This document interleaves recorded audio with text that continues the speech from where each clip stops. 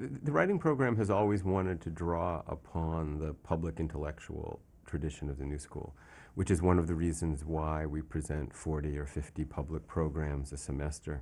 And I think it's also why we emphasize so much in our graduate and undergraduate classes the notion of the writer in the world. It turns out that many of the same skills that you need to be a writer are the same skills that you need to be a citizen, particularly in the culture that we live in today. There's something actually inherently political about the close engagement of language, whether that language is in a poem, a story, a speech, or a news article. And I think that one of the things as a nation that we've lost touch with is this close attention to language.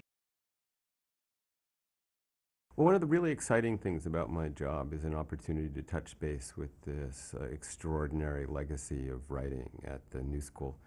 I often say that if you had come here in the early 1960s to take a writing class, you could have taken it with Robert Lowell or Frank O'Hara or Kenneth Koch or Kay Boyle or Marguerite Young. And when we started the MFA program now just over a decade ago, the intention was really to create a program that could stand next to that legacy and that would aim to reinvent it for the late 20th and early 21st century. I think the practitioner tradition is of the essence of what we do. And I think while it's possible for someone who's not primarily a writer to be a good teacher, I think it's much more likely that a person who's facing those same issues and problems and challenges in his or her life and his or her work is going to be a better reader of student work, of students who are facing those same challenges.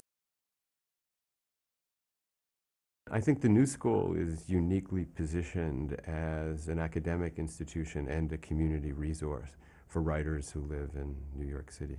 Other writing programs in New York City, whatever else they did that was terrific and extraordinary, they tended not to take advantage of the fact that they were in New York City, the city where all the magazines are, where all the publishers are, and where lots of writers live.